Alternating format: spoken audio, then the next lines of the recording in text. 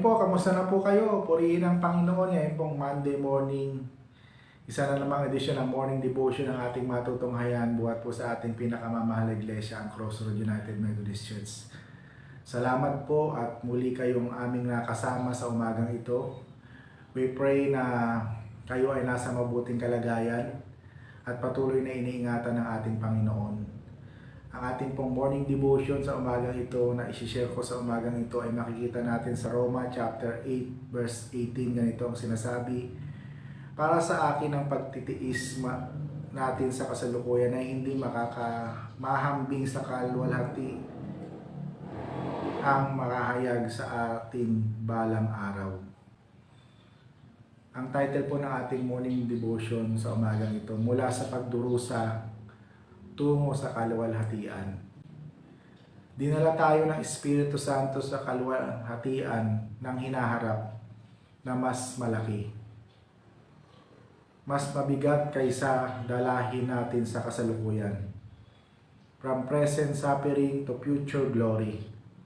Kaya naman din natin alintana na sa kabila ng ating mga pagtitiis, nagpapatuloy tayo sa paglilingkod sa Panginoon dahil nagtitiwala tayo, nananampalataya tayo.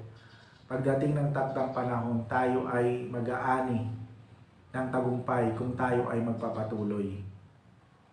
Ito ang nagbibigay sa atin ng lakas para makayanan ng kasalukuyang pagtitiis, sapagkat may naghihintay sa ating kaluwalhatian. Mga kapatid, nakakaya ng isang ina ang hirap ng pagdadalang tao at panganganak sapagkat ang kapalit naman nito'y ang kaluwalhatian ng pagsisilang ng kanyang sanggol.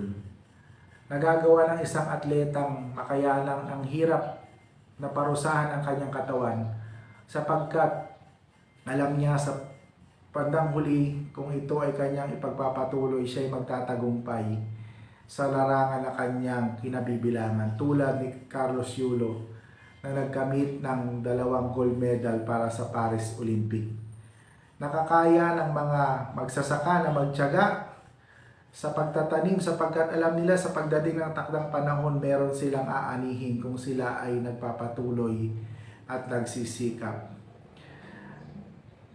Nakakaya ng isang mag-aaral na mag-aral ng mabuti dahil alam niya sa pagdating ng takdang panahon siya ay magtatapos at magkakaroon ng magandang hanap buhay. Mga kapatid, ang disiplina ay ang kakayahang ipagpaliban ang kasalukuyang kaginawaan para sa hinaharap na kaluwalhatian. Ang isang taong walang pinahahalagaan kundi ang kasalukuyang sarap at ginhawa at walang pangarap sa buhay ay walang mararating. Wika sa isang kasabihan, no pain, no glory. Tularan natin ang pagsusumikap ng langgam habang tag-ulan pa ay nag-iipon ng pagkain para sa pagdating ng takdang panahon, pagdating ng tag-ulan, meron silang makakain. Mula sa pabigat na dalahin natin sa kasalukuyan, dinadala tayo ng Diyos sa pamamagitan ng Espiritu Santo sa hinaharap na mas dakila kung tayo'y magpapatuloy sa ating pananampalataya. Kaya naman mga kapatid, sa kabila ng mga tiisin, sa kabila ng mga suffering, hindi nawa ito maging dahilan upang tayo ay huminto. Hindi nawa ito ang dahilan para tayo ay hindi magpatuloy. Hindi nawa ito ang maging dahilan para tayo ay mawala ng pag-asa. Bagkus ang mga itong sitwasyon na ito ay gamitin natin upang lalo pang magsumikap, lalo pang magpursige, lalo pang magpatuloy, lalo pang i-engage ang ating buhay sa Panginoon. Dahil alam natin sa takdang panahon ay napakaganda ng panukala, ng plano ng Diyos sa bawat isa sa atin. Kaya magpatuloy tayo sa paglilingkod sa ating Panginoon sapagkat sa pagdating ng takdang panahon ay bibigyan tayo ng gantimpala ng Panginoon. Ito ay ang buhay na walang hanggan, ang kaligtasan na kaloob niya sa bawat isa sa atin bilang kanyang mga lingkod. Nawa, meron tayong nakita, meron tayong tinanggap, meron tayong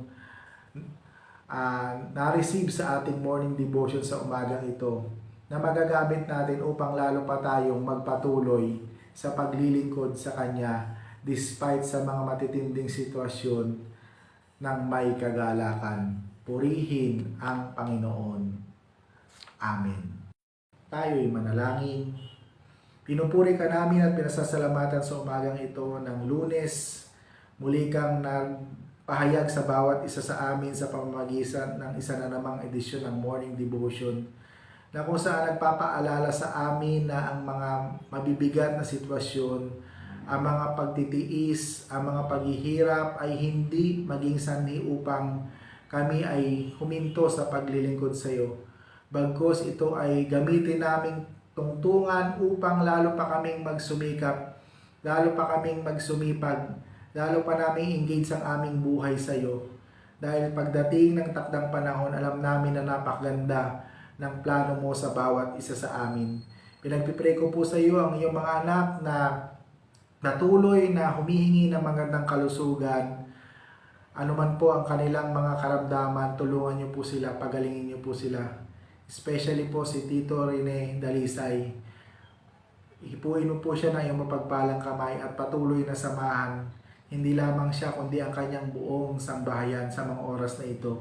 Pinagpipray ko rin sa iyo mga kapatid namin na humihingi ng mga blessing, pagpalain niyo po sila. I-provide niyo po ang kanilang pangangailangan. Pinagpipray ko rin sa iyo mga estudyante na nag-aaral, tulungan niyo po sila, bigyan niyo po sila ng wisdom na nagmumula sa iyo. Aming Diyos, samahan niyo kami, huwag niyo po kaming iwan. Dahil alam namin kung kami ay wala sa amin, kung kami ay wala sa iyo, wala kami magagawa. Pinagpipray ko po sa iyo ang bawat isang nanonood, nakikinig sa mga oras na ito. Patuloy niyo po silang katagpuin at anumang panalangin ng kanilang puso ay patuloy niyo pong ipagkaloob sa kanila. Marami pong salamat, dakilang Diyos.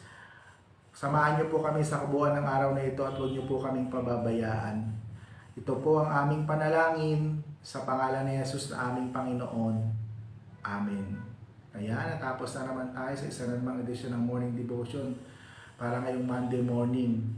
Salamat po sa inyong panonood, pag-share, pagtatag ng ating Morning Devotion at nawa patuloy namin kayong makasama. Sama-sama po tayo at makakaasa tayong ang Diyos ay patuloy na magpapala sa bawat isa sa atin. So mula po dito sa Crossroad United Methodist Church, kasama ng Missile Staff at Multimedia Team ng CMC Family, ako po ay bumabati sa inyo ng isang mapagpalang araw sa bawat isa sa atin. Tulungan, nawa tayo at samahan ng Panginoon sa kabuuan ng araw na ito. Hanggang sa muli, ito po ang inyong lingkod, Pastor Moses.